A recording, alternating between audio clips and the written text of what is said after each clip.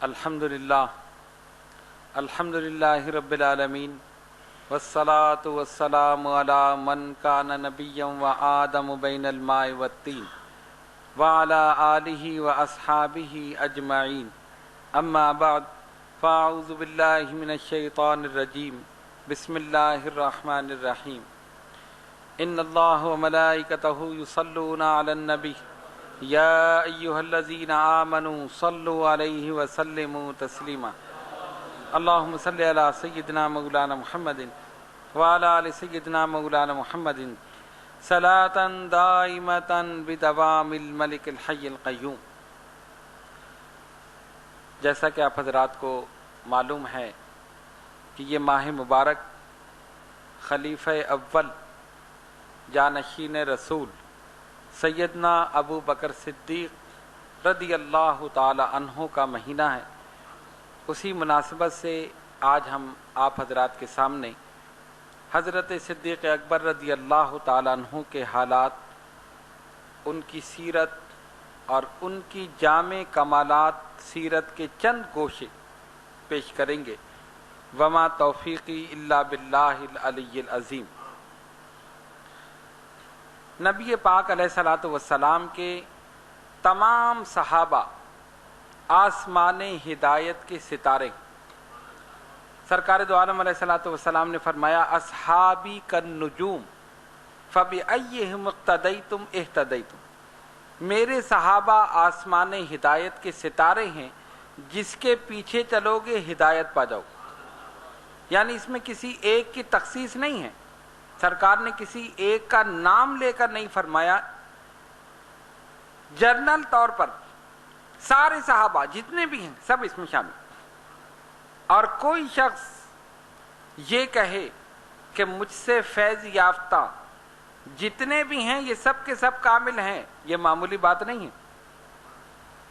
ایک استاد کے 10 شاگرد ہیں، 10 کے 10 قابل نہیں ہو سکتے۔ 50 شاگرد ہیں، 50 کے 50 قابل نہیں ہو سکتے۔ کوئی ایک نکل آئے گا جو بالکل غبی کن ذہن، اور کوئی ایک نکل آئے گا جو سب سے زیادہ ذہین۔ کوئی دعویٰ نہیں کر سکتا کہ جس کو بھی میں نے پڑھایا وہ سب کے سب قابل ہیں، لیکن ایک شخصیت اس پوری کائنات میں ایسی ہے کہ جس نے یہ دعویٰ کیا کہ مجھ سے فیض یافتہ جتنے بھی ہیں یہ سب آسمان ہدایت کے ستارے، جس کے پیچھے چلو گے ہدایت پا جاؤ۔ اس لیے ہم اہل سنت و جماعت کا یہ عقیدہ ہے، ایمان ہے کہ نبی پاک علیہ الصلوۃ والسلام کے سارے صحابہ ہمارے سر کے تاج۔ ہم سب کا ادب کرتے ہیں، احترام کرتے ہیں۔ پہلے یہ سمجھیے کہ صحابی کون ہے۔ صحابی کے معنی دوست، صحابی کے معنی ساتھی، صحابی کے معنی ساتھ رہنے والا، ٹھیک ہے نا۔ اب کوئی ہمارے ساتھ ہے تو ہم کہتے ہیں یہ میرا ساتھی ہے، یہ میرا دوست ہے، آپ سمجھ جاتے ہیں یہ ان کے ساتھ رہتا ہو، ان کی صحبت میں رہتا ہو۔ صحابی کا لفظ جب بھی استعمال کیا جائے گا اور جہاں بھی استعمال کیا جائے گا ہمارا ذہن فوراً منتقل ہو جائے گا نبی پاک علیہ الصلوۃ والسلام کے ان غلاموں کی طرف جو سرکار کے ساتھ رہے، جنہوں نے صحبت اٹھائی، جو محفل میں بیٹھے، براہ راست فیض حاصل کیا نبی پاک علیہ الصلوۃ والسلام۔ صحابی وہ ہے جس نے ایمان کی حالت میں حضور پرنور صلی اللہ علیہ وسلم کی زیارت کی اور ایمان پر خاتمہ ہوا۔ یہ صحابی کی تعریف ہے۔ اگر آپ یہ کہیں کہ جس نے بھی حضور کو دیکھا وہ صحابی، تو یہ نامکمل ہے تعریف۔ کیوں؟ دیکھنے والے تو کافر بھی ہیں، مشرک بھی ہیں، منافق بھی ہیں۔ ابو جہل نے دیکھا، ابو لہب نے دیکھا، مشرکین، منافقین، کافرین سب نے دیکھا، تو کیا یہ سارے صحابہ ہو گئے؟ نہیں۔ اسی لیے شرط لگائی گئی ایمان کی حالت میں دیکھا اور ایمان پر خاتمہ ہو، وہ ہے صحابی۔ اور صحابی کا مرتبہ امت کے اولیاء، اقطاب، اغواص سب سے بلند۔ انسان محنت کر کے، کوشش کر کے ولی بن سکتا ہے، تقوی پرہیزگاری اختیار کر کے ولایت کے کسی نہ کسی مقام پر پہنچ سکتا ہے، صحابی نہیں بن سکتا۔ کتنی محنت کر لے صحابی نہیں بن سکتا۔ اس لیے صحابی وہی ہے جو ایمان کی آنکھ سے حضور کو دیکھے اور پھر ایمان پر خاتمہ ہو، وہ صحابی۔ پھر سوال یہ پیدا ہوا کہ آپ نے کہا کہ صحابی سب سے بلند ہیں، صحابی کا مقام امت کے اولیاء، اقطاب، اغواص جتنے بھی ہیں سب سے بلند ہیں، وجہ کیا ہے؟ کیا کثرت نوافل کی وجہ سے یہ مقام ملا؟ کثرت جہاد کی وجہ سے مقام ملا؟ تقوی و پرہیزگاری اختیار کرنے کی وجہ سے مقام ملا؟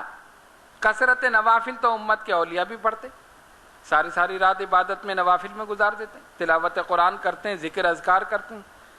کثرت جہاد امت کے مجاہدین بھی کرتے، ایک سے ایک مجاہد موجود ہے، آپ تاریخ اسلام اٹھا کر دیکھ لیجئے، حضرت خالد بن ولید سے لے کر سلطان صلاح الدین ایوبی تک، اور اس کے بعد جتنے سلسلہ آج تک چل رہا۔ پتہ چلا صحابی کو یہ مقام ملا نہ کثرت نوافل کی وجہ سے، نہ کثرت جہاد کی وجہ سے، نہ تقوی پرہیزگاری کی وجہ سے، نہ عبادت کی وجہ سے، صحابی کو مقام ملا چہرہ مصطفیٰ کو دیکھنے کی وجہ سے۔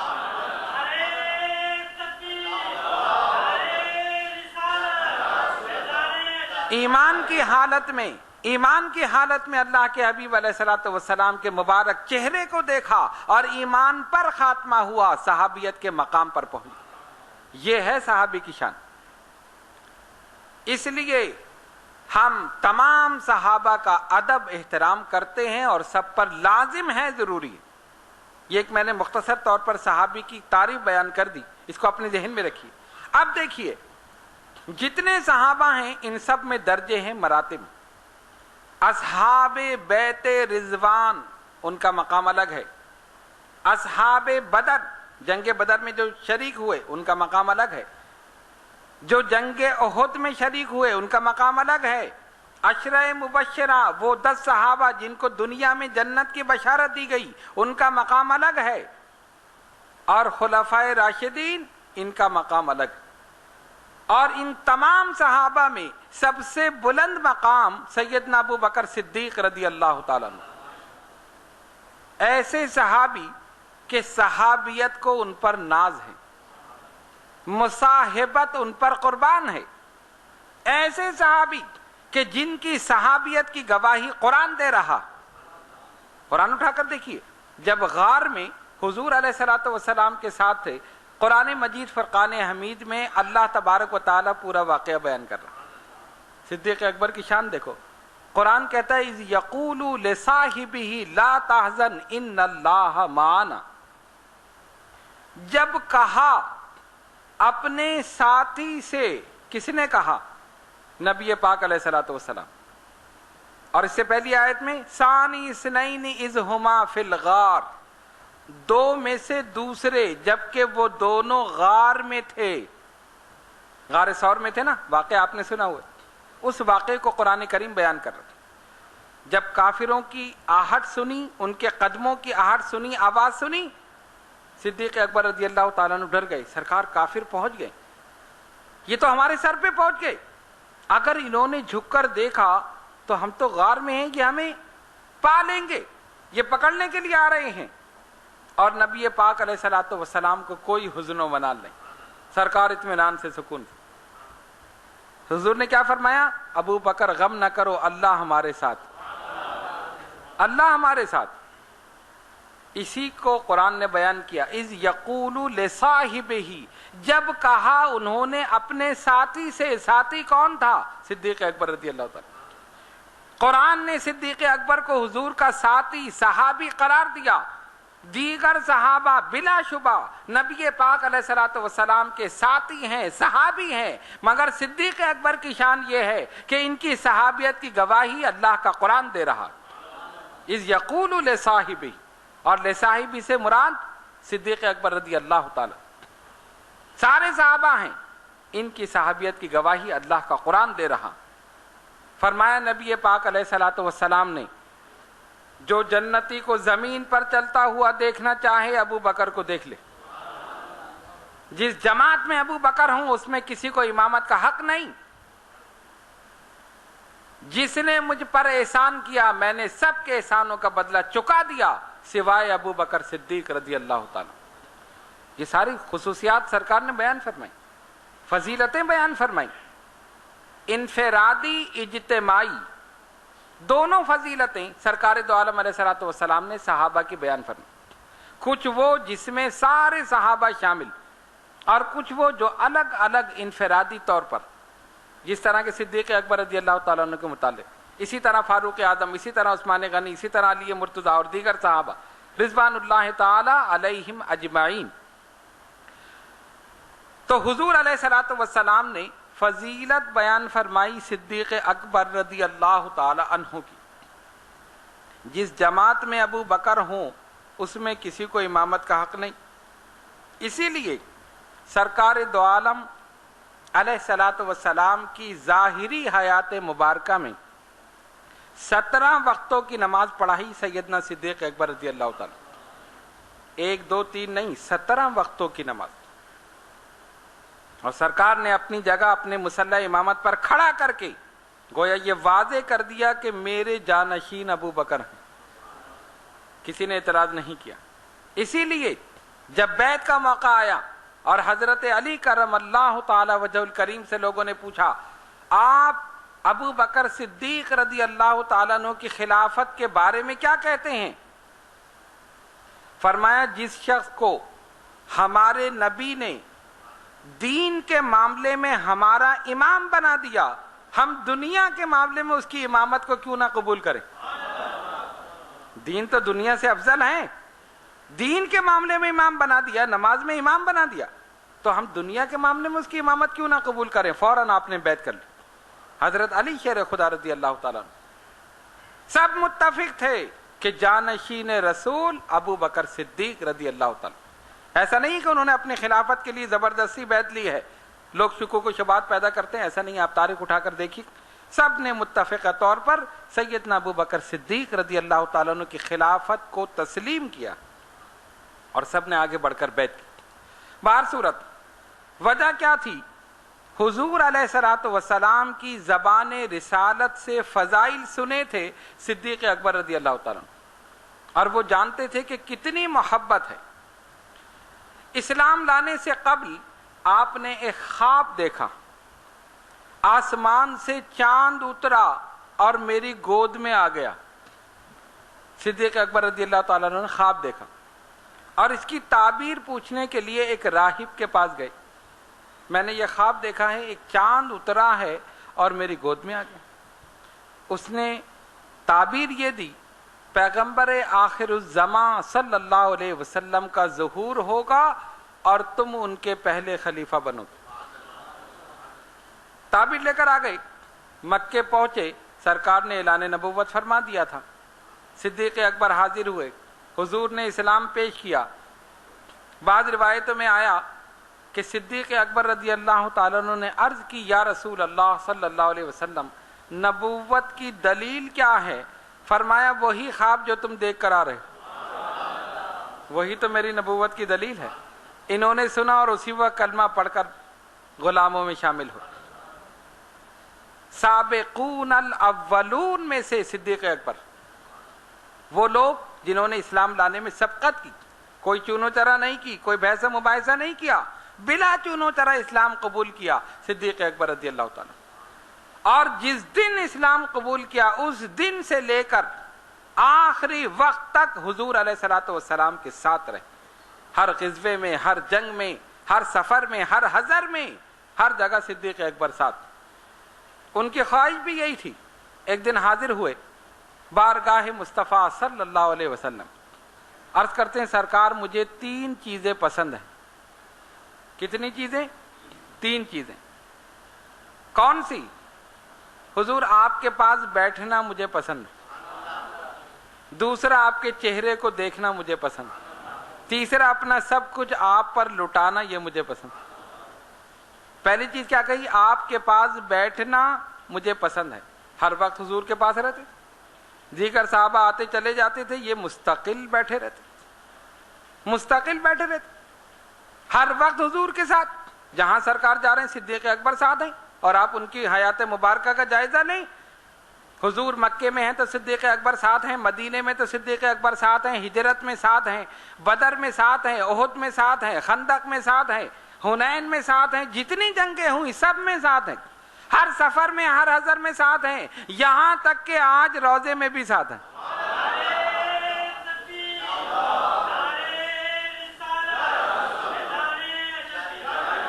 سرکار نے فرمایا تم ہر جگہ ساتھ رہے، اب تم روزے میں بھی ساتھ رہو اور جنت میں بھی ساتھ۔ ایسا صحابی، صحابیت کو ان پر ناز ہے، صحابیت ان پر قربان ہے، ایسا صحابی جو ہمیشہ ساتھ، وصال کے بعد بھی ساتھ، جنت میں بھی ساتھ۔ ایسا کون سا صحابی؟ صحابیت کو ان پر ناز، صدیق اکبر رضی اللہ تعالیٰ۔ اور دوسری چیز کیا کہی؟ آپ کے چہرے کو دیکھنا مجھے پسند۔ اب کیفیت کیا تھی؟ جب سرکار دو عالم علیہ الصلوۃ والسلام تشریف فرما ہوتے، رونق افروز ہوتے، دیگر صحابہ بیٹھتے، حضور کے چہرے انور کی طرف نگاہ کرنے کی تاب نہیں رکھتے تھے۔ اگر ایک نظر دیکھتے تو پھر نظریں جھکا لیتے۔ ادب، سرکار کا ایک رعب، ایک جلال، حالانکہ رحمت للعالمین، مگر صحابہ احترام کر۔ اور ادھر کیا کیفیت تھی؟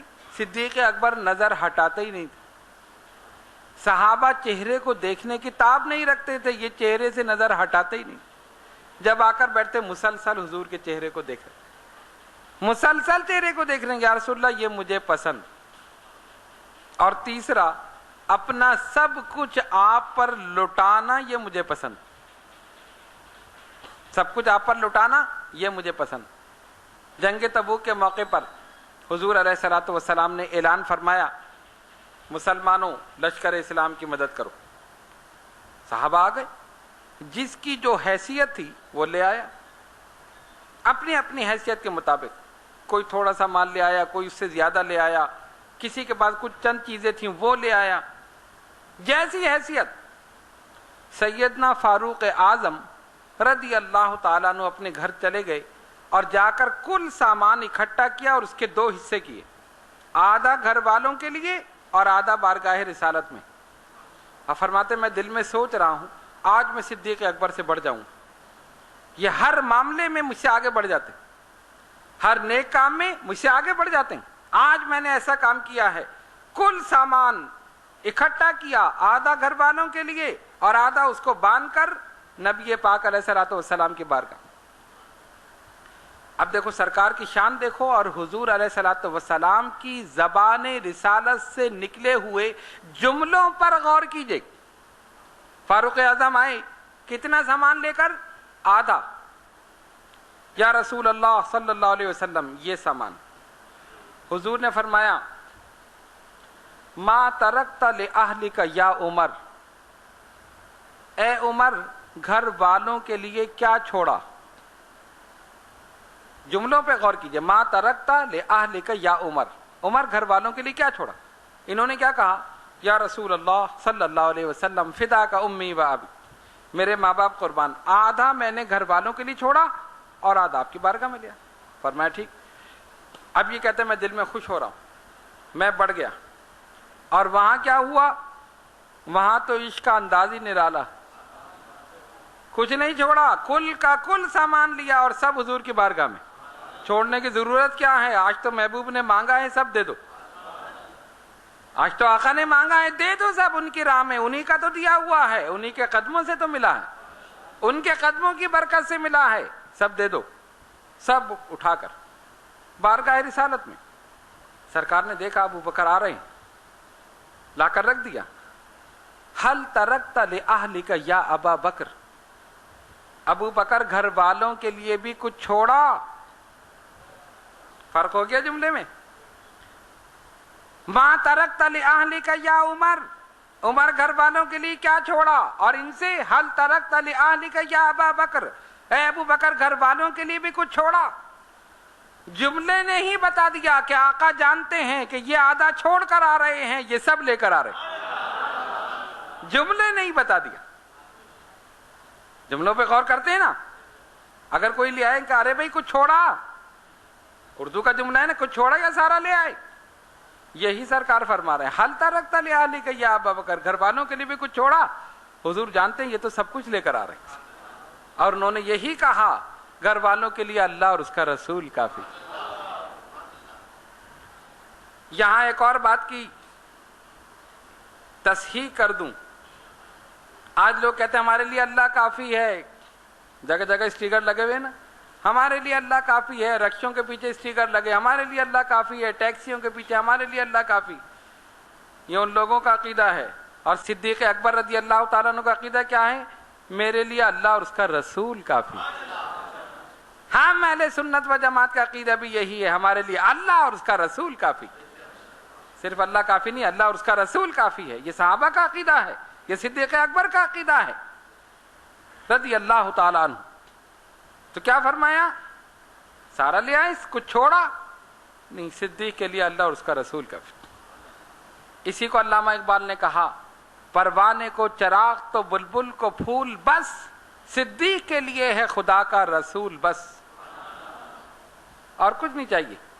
سرکار جب آپ موجود ہیں تو کچھ نہیں چاہیے. تو کہا تھا کہ مجھے آپ پر اپنا سب کچھ لٹانا پسند ہے، تو صرف کہا نہیں کر کے بھی دکھا دیا، سب کچھ لٹا دیا. اسی لیے نبی پاک علیہ الصلوۃ والسلام نے فرمایا، جس نے مجھ پر احسان کیا میں نے ہر ایک کے احسان کا بدلہ چکا دیا سوائے ابو بکر صدیق رضی اللہ تعالیٰ. اب ہجرت کا موقع آتا ہے، ہجرت کر رہے ہیں، کافروں نے ظلم کی انتہا کر دی. سرکار نے فرمایا صحابہ سے ہجرت کرو. کہاں جائیں؟ مدینہ طیبہ چلے جاؤ. یہاں ظلم و ستم ہو رہے ہیں، نہ تم کھا سکتے ہو، نہ پی سکتے ہو، نہ عبادت صحیح طرح کر سکتے ہو، ہجرت کر جاؤ. کافروں کو پتہ چل گیا کہ مسلمان ہجرت کر رہے ہیں، سرکار نے حکم دے دیا. تو انہوں نے کیا کیا؟ نگرانی شروع کر دی، دیکھو کون جاتا ہے. دیکھا صحابہ جا رہے ہیں، اور جب جائیں گے تو ظاہر ہے ساز و سامان لے کر جائیں گے کہ اب یہاں رہنا تو ہے نہیں، اب مدینہ منورہ میں رہنا ہے. تو انہوں نے کیا کیا؟ راستے میں روکتے تھے، کہاں جا رہے ہو؟ کہا مدینے جا رہے ہیں. ٹھہر جاؤ، سامان یہیں چھوڑ دو، یہ پیسہ ہمیں دے دو، تم نے مکے میں کمایا ہے، مدینے نہیں لے جانے دیں گے. تنگ کرنے کے لیے، تاکہ اب یہ ساز و سامان چھوڑ کر جائیں، وہاں جا کر پریشان ہو. پیسہ ضرورت ہے نا، پیسہ نہیں ہوگا تو کہاں سے کھائیں گے، کہاں سے پیئیں گے، کیسے کاروبار کریں گے، کیا کام کریں گے، کچھ نہیں کر سکتے. پیسہ یہیں چھوڑ دو، یہ سامان یہیں چھوڑ دو، یہ کپڑے یہیں چھوڑ دو، کچھ نہیں لے جانے دیں گے، صرف تم جا سکتے ہو. قربان ہو جاؤ ان صحابہ پر. اسلام کی خاطر اپنے گھر کو چھوڑ دیا، اپنے شہر کو چھوڑ دیا، اپنے عزیز و رشتہ داروں کو چھوڑ دیا، دولت کو چھوڑ دیا، ایمان کی دولت لے کر چلے گئے. وہ جانتے تھے ایمان کی دولت اگر چھن جائے تو پھر مشکل ہوگی، پھر ملنا مشکل ہوگی. یہ ظاہری دولت تو پھر کما لیں. ساز و سامان چھوڑ دیا، دولت چھوڑ دی، مال و اسباب چھوڑ دیا، صرف ایمان کی دولت لے کر چلے گئے. صدیق اکبر رضی اللہ تعالیٰ عنہ حاضر ہوئے، یا رسول اللہ صلی اللہ علیہ وسلم، اجازت ہو میں بھی ہجرت کر لوں؟ یہ سارے ہجرت کر رہے ہیں، مجھے بھی اجازت؟ فرمایا ابو بکر ٹھہر جاؤ، ہو سکتا ہے اللہ تعالیٰ تمہیں کوئی بہترین رفیق سفر عطا کر دے. جلدی نہیں کرو. مزاج شناس رسول صدیق اکبر رضی اللہ تعالیٰ عنہ سمجھ گئے کہ حضور کا اشارہ اپنی طرف. چلے گئے، اور جاتے ہی کیا کیا؟ 2 اونٹنیاں تیار کی اور اپنے نوکر سے کہا کہ ان کو فلاں جگہ لے جاؤ، ان کو چارہ دو، ان کو پانی دو، تیار رکھو، کب حکم آ جائے اور ہمیں جانا پڑے. ادھر حضرت جبریل علیہ السلام تشریف لے آئے. سرکار نے فرمایا جبریل من یہاجر معی، کون ہے جو میرے ساتھ ہجرت کرے گا؟ یا رسول اللہ صلی اللہ علیہ وسلم، اللہ فرماتا ہے جو آپ کے ساتھ ہجرت کرے گا ابو بکر وہو صدیق، ان کا نام ابو بکر ہے، وہ صدیق ہیں، وہی آپ کے ساتھ ہجرت کرے.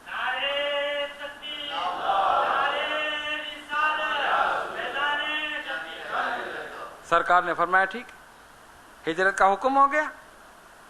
حضور علیہ الصلوۃ والسلام کا شان نبوت میں ادھر میٹنگ ہو رہی ہے، کس طرح ختم کریں، کس طرح ماریں، اسلام کی ترقی کو کیسے روکا جائے.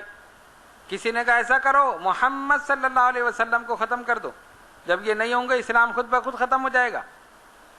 میٹنگ ہو رہی ہے، سارے کے سارے جمع ہوئے دار الندوہ میں. دار الندوہ تھا وہ، ایک انڈیا میں بھی ہے، یہ اسی کی شاخ ہے. دارالندوہ میں سارے جمع ہو گئے. اور جمع کس لیے ہوئے؟ سرکار دو عالم علیہ الصلوۃ والسلام کو کس طرح مارے. اب شیطان نے دیکھ لیا کہ سارے جمع ہو رہے ہیں، وہ بھی ایک لمبا سا چوغا پہن کے اور ایک پگڑی سی باندھ کے، اور وہ بھی چلا. ابو لہب، ابو جہل، یہ سارے جتنے بھی تھے، اتبا شیبہ، جتنے بھی تھے سردار، کافر دشمنان رسول، سارے جمع ہو رہے تھے. انہوں نے کہا خاص میٹنگ ہے، کوئی عام آدمی نہیں آئے، جتنے سردار ہیں بس وہ آئیں گے. ابو لہب کھڑا ہو گیا، ابو جہل، سب کھڑے. دیکھا کہ ایک شیخ صاحب آ رہے ہیں، جبہ پہنے ہوئے ہیں، پگڑی باندھے ہوئے. اندر داخل ہونے لگے. ابو جہل نے پوچھا آپ کون؟ آپ کا تعلق کس قبیلے سے؟ انہوں نے کہا شیخ نجدی. اچھا شیخ نجدی کا، میں نجد سے آیا ہوں. نجد، آئیے آئیے. تشریف لائی، ان کو بٹھا دیا. اب میٹنگ شروع ہو گئی. ایک نے کہا ایسا کرو، تلوار لے کر جاؤ، محمد صلی اللہ علیہ وسلم کو معاذ اللہ ختم کر دو. دوسرے نے کہا نہیں نہیں، ایسا نہیں کرنا، مسئلہ ہو جائے گا. جو قتل کرے گا بنو ہاشم، جو محمد صلی اللہ علیہ وسلم کے قبیلے والے، وہ قصاص مانگیں گے، اور جو قتل کرے گا قاتل کو اس کے بدلے قتل کیا جائے گا. پھر کیا کریں؟ 2-3 آدمی جا کے مار دیں. کسی نے کہا کچھ کر دو، کسی نے کہا کچھ. سب تجویزیں پیش کرتے رہے. یہ شیخ نجدی جو تھا یہ بولا سنو میری بات سنو، ایسا نہیں کرو. کسی نے کہا مکے سے نکال دو، شہر بدر کر دو. اس نے کہا نہیں میری تجویز سنو. ان کا سنو شیخ صاحب کیا کریں. اور شیخ صاحب نے کیا تجویز دی؟ یہ بڑا فتنہ ہے، یہ بہت مکار شیطان انسانی لباس میں آیا تھا نا. اس نے کیا کہا؟ اس نے کہا سنو، اگر ایک آدمی مارے گا تو اس کو حضور علیہ الصلوۃ والسلام کے بدلے قتل کیا جائے گا. قبیلہ بنو ہاشم والے قصاص لیں گے اور پتہ چلے گا کس قبیلے کا آدمی ہے. اچھا اس نے مارا، یہ ہوا. اگر شہر بدر کر دو گے تو یہ تو آرام سے جا کے اپنی تبلیغ شروع کر دیں گے. یہ جہاں پہنچتے ہیں لوگ ان کے ساتھ ہو جاتے ہیں. اگر یہ کام کرو گے تو یہ ہوگا، وہ کرو گے تو یہ ہوگا. انہوں نے کہا پھر تم بھی تو بتاؤ کیا کریں. کہا میری ایک تجویز ہے، ہر قبیلے سے ایک جوان لے لو. جتنے قبیلے ہیں وہ ایک جوان دے، مسلح، تلوار کے ساتھ، نیزے بھالے کے ساتھ. وہ سب کاشان نبوت کا محاصرہ کر لیں، حضور علیہ الصلوۃ والسلام کے گھر کا محاصرہ. اور جیسے یہ باہر نکلیں سب مل کر حملہ کر دیں. جب مل کر حملہ کریں گے تو کیا ہوگا؟ بلوا ہو جائے گا، ہنگامہ. اب پتہ ہی نہیں چلے گا کس نے مارا، کام بھی ہو جائے گا اپنا. اور جب وہ لوگ پوچھیں گے بنو ہاشم والے، قبیلہ بنو ہاشم کے لوگ، ہم کہیں گے پتہ نہیں کس نے مارا، یہ تو ایک مجمع تھا، سب نے ایک دم ہنگامہ ہوا، لڑائی ہوئی، مار دیا، کام ہو جائے گا. انہوں نے کہا واہ شیخ صاحب آپ نے بڑی اچھی تجویز دی. شیطان چلا گیا. ہر قبیلے نے ایک جوان دیا اور تلواریں لے کر کھڑے ہو گئے. اب غور کرو، ایک مکان ہے اور اس کے چاروں طرف کافر تلواریں لیے کھڑے، نکلنے نہیں دیں گے، مار دیں گے، ختم کر دیں گے. مشیت ربانی مسکرا رہی ہے، تم نکلنے نہیں دو گے. تم مارنا چاہتے ہو، ہم محبوب کو جلانا چاہتے ہیں. تم ختم کرنا چاہتے ہو، ہم باقی رکھنا چاہتے ہیں. کیسے نہیں نکلنے دو گے؟ ہماری شان دیکھو، ہماری قدرت دیکھو، ہمارا محبوب تمہارے سامنے سے گزر جائے گا، تمہیں پتہ بھی نہیں چلے. کھڑے ہو گئے تلواریں لے کر. حضور علیہ الصلوۃ والسلام اندر اور باہر چمکتی ہوئی تلواریں نظر آ رہی. رات کا وقت ہے. ادھر وحی ربانی نازل ہو گئی، اے محبوب صلی اللہ علیہ وسلم تشریف لے جائیے. اب کوئی اور ہوتا تو ڈرتا، ارے یہ تلواریں لیے کھڑے ہیں، میں نکلوں گا ماریں گے. اور سرکار کا اپنے رب پر مکمل اعتماد اور بھروسہ.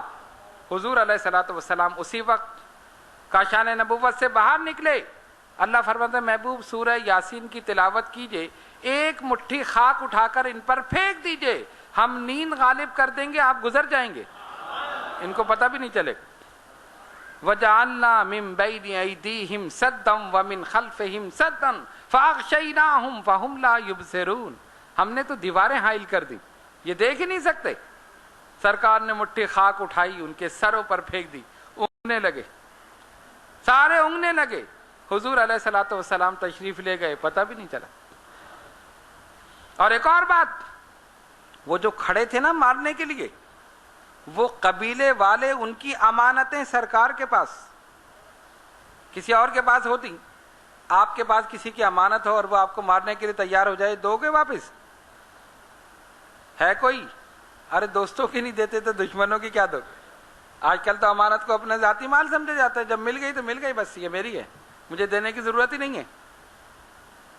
حضور نے اپنے اسوہ حسنہ سے ثابت کر دیا، اور کیسے ثابت کیا؟ حضرت علی شیر خدا رضی اللہ تعالیٰ عنہ کو بلایا، علی یہ امانتیں رکھو اپنے پاس، یہ جو مارنے کے لیے آئے نا مجھے میرے دشمن، یہ ان کی امانتیں ہیں، آج رات میرے بستر پر سونا، صبح اٹھنا، امانتیں دینا، مدینے چلے آنا اپنے عمل سے، کہ دیکھو میں دشمنوں کی امانتیں دے رہا ہوں، تو میرے امتیوں دیکھ لو، میرا عمل یہ ہے، تمہارا نبی دشمنوں کی امانتیں لوٹا رہا ہے، تم دوستوں کی نہیں لوٹاتے۔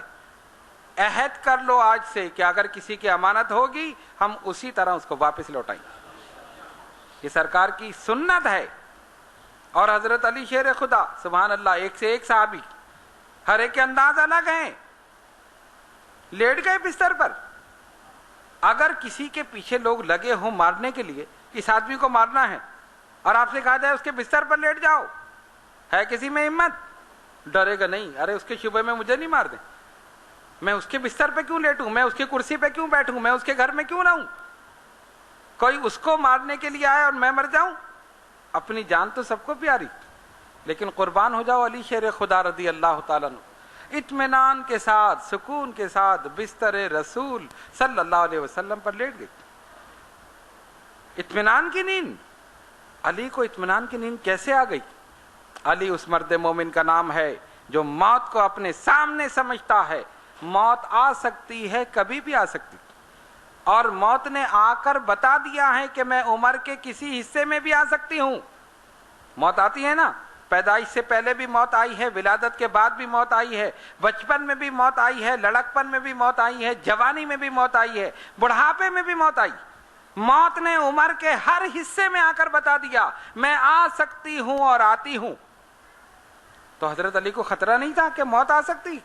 نہیں، بالکل خطرہ نہیں تھا۔ کیوں؟ ان کو یقین تھا میری حیات کی ذمہ داری نبی نے لے لی، مجھے موت آ سکتی ہے لیکن آج کی رات نہیں آئے گی، کہ سرکار نے فرمایا علی بستر پر لیٹنا، صبح اٹھنا، امانتیں دینا، چلے آنا۔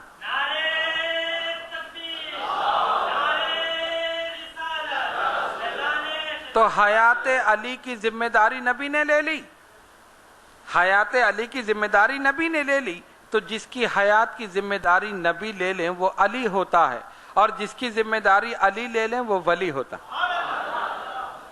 ذمہ داری لے لی، سو گئے آرام سے، آج موت نہیں آئے گی۔ ادھر کیا ہوا؟ سرکار تشریف لے گئے، اب وہ اونگ رہے ہیں سارے، اور حضور علیہ الصلوۃ والسلام سیدھے تشریف لے گئے سیدنا ابو بکر صدیق رضی اللہ تعالی۔ آہستہ سے دروازے پہ دستک دی، انہوں نے فوراً دروازہ کھول دی۔ ابو بکر سوئے نہیں، سرکار جب سے آپ نے فرمایا ہے آنکھ ہی نہیں لگی، کب حضور تشریف لے آئیں، کب ہجرت کا حکم ہو جائے۔ فرمایا چلو رب نے حکم دے دیا ہے، فوراً تیار ہوئے۔ ام المومنین سیدہ عائشہ صدیقہ رضی اللہ تعالی عنہا بیان کرتی ہیں کہ جب نبی پاک علیہ الصلوۃ والسلام نے فرمایا ابو بکر تم میرے ساتھ ہجرت کرو گے، تو میرے والد کی آنکھوں سے آنسو جاری ہو۔ فرماتی ہیں میں سمجھتی تھی کہ آنسو صرف غم کے وقت نکلتے ہیں، میں نے خوشی کے وقت آنسو نکلتے ہوئے اس وقت دیکھ کہ میرے والد اتنے خوش ہوئے کہ خوشی میں ان کی آنکھوں سے آنسو نکل آئے کہ میں حضور کے ساتھ ہجرت کروں گا، میں رفیق سفر بنوں گا، آنکھوں سے آنسو جاری۔ اور پھر یہ دونوں وہاں سے چلے، اونٹنیوں کو آگے بھیج دیا، اب رات کی تاریکی ہے، دونوں جا رہے ہیں، دشمن گھات میں ہے، آہستہ آہستہ سواری چلی جا رہی، یہ آگے بڑھے، پھر اونٹنیوں پہ بیٹھے، پھر آگے روانہ ہو گئے۔ ادھر شیطان نے دیکھا یہ تو نکل گئے، اور یہ سوئے جا رہے ہیں سارے جو کھڑے ہوئے تھے مارنے کے لیے، اونگ رہے ہیں۔ اور مٹی پڑی تھی نا سر پہ، جو مٹھی پھینکی تھی سرکار نے، قرآن نے کہا وما رمیتا اذ رمیتا ولکن اللہ رمی۔ محبوب وہ مٹھی آپ نے پھینکی نہیں، آپ نے نہیں پھینکی، نہیں، وہ تو اللہ نے پھینکی۔ محبوب کے پھینکنے کو اپنا پھینکنا قرار دے دی۔ خیر وہ ایک الگ بحث ہے۔ اس نے کہا تم کیوں کھڑے ہو؟ اٹھایا جا کے ان کو جو اونگ رہے تھے، انہوں نے اٹھتے ہی کہا مار دیں گے، نکلنے نہیں دیں گے، ختم کر دیں گے۔ کیا کس کو نکلنے نہیں دو گے؟ گئے وہ تو وہ تو چلے گئے. کہاں سے چلے گئے؟ اب دیکھا نا تمہارے منہ پہ ایک مٹی ڈال کے گئے, ایک مٹھی خاک پھینک کر گئے. اب سر پہ ہاتھ مارے تو مٹی جھڑ رہی. ارے یہ کیا ہوا؟ نہیں وہ سامنے ہے. کہا جاؤ دیکھو.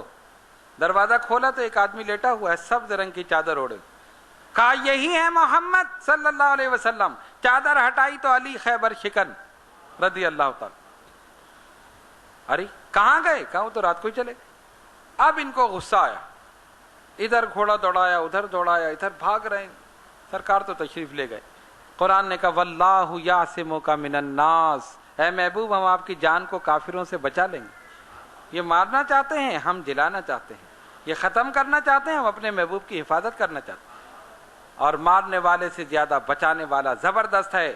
اس نے اپنے قدرت کا کرشمہ دکھا دیا. تم سب مل کر بھی میرے محبوب کو ایک ادنا سی تکلیف بھی نہیں پہنچا سکتے, میں بحفاظت ان کو گزار دوں.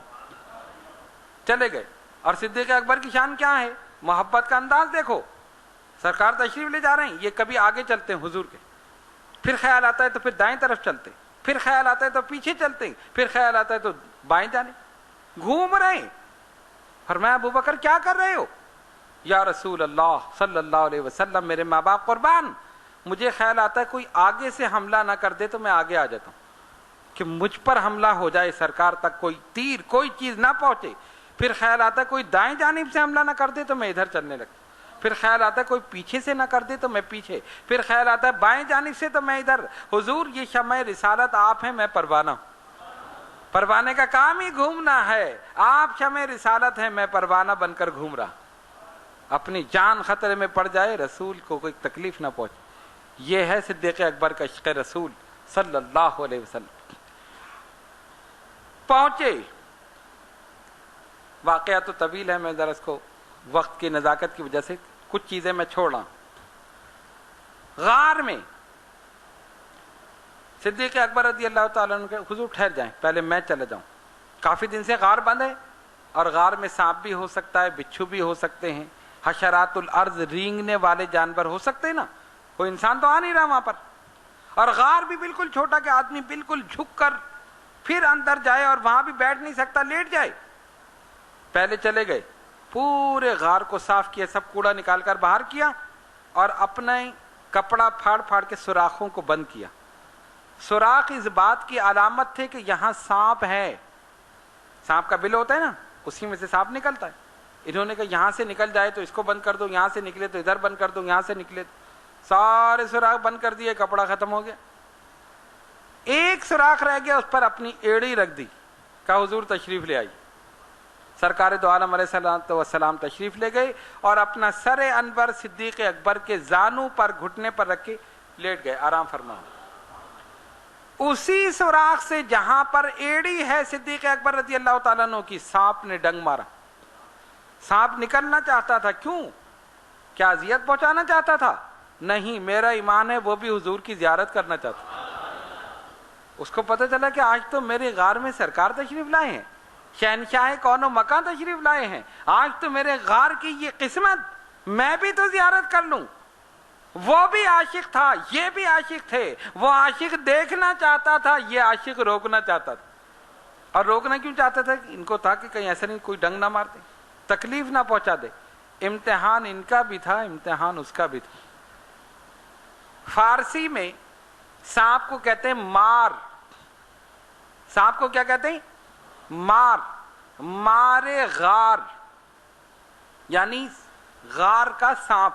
مارے غار, وہ تھا مارے غار, اور یہ تھے یار غار. وہ مارے غار اور یہ یار غار. اب مارے غار اور یار غار میں لڑائی ہو رہی ہے, اور پھر یار غار مارے غار پر غالب آ گئے. اپنی جان قربان کر دوں گا, تجھے نکلنے نہیں دوں گا. کہیں ایسا نہیں میرے رسول کو تکلیف نہ پہنچا دے. ایک دفعہ ڈنگ مارا, دوسری دفعہ, تیسری دفعہ زہر پھیلنا شروع ہو گیا. ارے کسی کے ایک دفعہ پڑے تو وہ تو اچھل کے بھاگ جائے. قربان ہو جاؤ اس عاشق رسول پہ, اپنی جان دے رہے ہیں رسول کے خاطر, میں اس کو نکلنے نہیں دوں گا, کیا میری جان چلی جائے. تکلیف کی شدت, آنکھوں سے آنسو نکلے, چہرہ مصطفیٰ پر گرے. سرکار نے مقدس آنکھیں کھول دی. ابو بکر کیا ہوا؟ حضور سانپ نے ڈنگ مار دیا, تکلیف ہے. ہٹاؤ، ایڑی ہٹائی، لو آب دہن لگایا، اسی وقت صحیح ہوگی، اسی وقت صحیح ہوگی۔ ادھر کافر آگے بڑھے، مکڑی نے جالا بن دیا، کبوتر نے گھونسلہ بنا کر انڈے دے دی۔ اب یہ وہاں تک پہنچے، پیروں کے نشان، ہاں یہاں تک آئے، اور آگے چلو، یہاں تک آئے، اور آگے چلو، آگے دیکھا نشان ہی نہیں۔ ارے یہاں تک تو نشان ہے، اس کے بعد کہاں گئے؟ کسی نے کہا غار میں گئے ہوں گے، ابو جہل نے کہا بے وقوف، گئے ہوں گے تو یہ جالا کیوں نہیں ٹوٹا؟ سوچنے کی بات ہے نا۔ اللہ تعالیٰ کی قدرت کا انتظام دیکھو، ہر چیز حضور کی خدمت میں لگی ہوئی ہے۔ مکڑی بھی جالا بن کر خدمت کر رہی ہے، کبوتر گھونسلہ بنا کر انڈے دے کر خدمت کر رہا۔ اور امام قسطلانی نے لکھا کہ آج جو حرم میں کبوتر گھومتے ہوئے نظر آتے ہیں، یہ اسی کبوتر کے جوڑے کی نسل ہیں جس نے ہجرت کی رات گھونسلہ بنا کر انڈے دیے تھے، اس نے خدمت کی تھی، اس کو صلہ یہ ملا کہ اس کی نسل قیامت تک حرم میں گھومتی رہی۔ حرم کے کبوتروں کو مارنا منع ہے، ان کو پکڑنا منع ہے، یہ اسی خدمت کا صلہ مل رہا، پوری نسل کو خدمت کا صلہ مل رہا۔ دماغ گھوم گیا، یہاں تک تو آئے ہیں، اس کے بعد کہاں گئے؟ وہ کہتے ہیں اندر ہوں گے۔ وہ ابو جہل خود کہتا ہے بے وقوف، اندر کیسے؟ یہ جالا نہیں ٹوٹ جاتا، اور یہ کبوتر کا گھونسلہ، یہ انڈے۔ مجھے تو لگتا ہے یہ جالا جو ہے یہ محمد صلی اللہ علیہ وسلم کی پیدائش سے بھی پہلے کا ہے، یہاں تک وہ آیا ہی نہیں، اللہ نے دماغ ہی گھما دیا۔ وہ بیچارہ اب سوچتا ہے یہاں تک آئے تو پھر کہاں گئے؟ قدموں کے نشان تو غار تک ہے نا، اس کے آگے ہے ہی نہیں۔ کہا چلو چلو واپس چلو، وہیں سے واپس ہو گئے۔ اسی موقع پر جب ان کے قدموں کی آہٹ سنی، ان کی آواز سنی، تب صدیق اکبر رضی اللہ تعالیٰ عنہ گھبرائے، حضور وہ تو ہمارے سر تک پہنچ گئے، اگر جھک کر دیکھ لیا ہم نظر آ جائیں گے۔ لا تحزن ان اللہ معنا، ابو بکر غم نہ کرو، اللہ ہمارے ساتھ۔ اسی کو قرآن نے بیان کر دیا، ثانی اثنین اذ ہما فی الغار اذ یقول لصاحبہ لا تحزن ان اللہ معنا۔ دو میں سے دوسرے جب انہوں نے کہا اپنے ساتھی سے غم نہ کرو، اللہ ہمارے ساتھ، اللہ تبارک و تعالیٰ نے بچا لیا۔ واللہ یعصمک من الناس، اے محبوب صلی اللہ علیہ وسلم ہم آپ کی جان کو کافروں سے بچا لیں گے، اور بچا کر دکھا دیا، عقلوں کو ہی گھما دیا۔ یہ شان ہے صدیق اکبر رضی اللہ تعالیٰ عنہ۔ اسی لیے سیدنا فاروق اعظم رضی اللہ تعالیٰ عنہ فرماتے تھے اگر ابو بکر اپنی 2 نیکیاں مجھے دے دیں، میں اپنی ساری نیکیاں ابو بکر کو دے دوں۔ 2 نیکیاں مجھے دے دیں، میں ساری نیکیاں انہیں دے دوں۔ کون سی 2 نیکیاں؟ ایک ہجرت کا سفر جو وہ سرکار کے ساتھ رہے اور دن رات انہوں نے خدمت کی، یہ نیکی ابو بکر مجھے دے دیں۔ اور دوسرا قتال مرتدین، جو لوگ حضور علیہ الصلوۃ والسلام کے وصال کے بعد مرتد ہو گئے، زکوٰۃ دینے سے انکار کر دیا، دین اسلام سے پھر گئے، صدیق اکبر نے ان سے جہاد کیا۔ کیسا کڑا وقت تھا اسلام پر، مسلمان غمگین تھے، سرکار نے ظاہری طور پر پردہ فرما لیا تھا۔ اس وقت لشکر اسلام کا جانا، جنگ کرنا کتنی مشکل بات تھی۔ قربان ہو جاؤ اس جانشین رسول پر جو استقامت کا پہاڑ بن گئے، فرمایا میں ان سے قتال کروں گا، میں ان سے لڑوں گا، چاہے میری جان بھی چلی جائے، لیکن میں ان کو سبق دے کر رہوں۔ اور انہوں نے جہاد کیا، اللہ نے ان کو کامیابی دی، فتنوں کی سرکوبی کی صدیق اکبر رضی اللہ تعالیٰ عنہ۔ ختم نبوت کا فتنہ، نبوت کا دعویٰ جنہوں نے کیا، سب کو ختم کر کے رکھ دیا۔ صدیق اکبر کی یہ شان ہے۔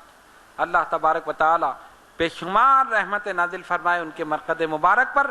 یہ میں نے ان کی حیات مبارکہ کے چند گوشے پیش کی، آپ کی حیات مبارکہ تو بہت وسیع ہے، یہ چند گوشے آپ کے سامنے پیش کی۔ اللہ تبارک و تعالیٰ ان کی نالین پاک سے لگے ہوئے ذروں کے صدقے میں ہمارے گناہوں کو معاف فرمائے۔ صحابی کا مقام کیا ہے؟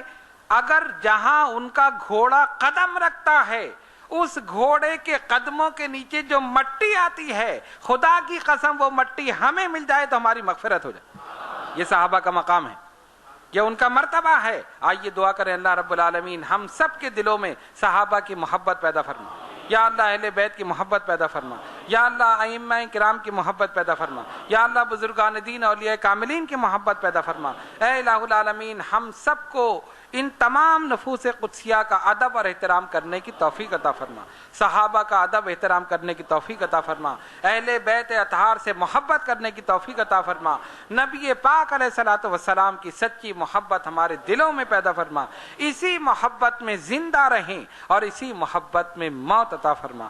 وآخر دعوانا الحمدللہ رب العالمین۔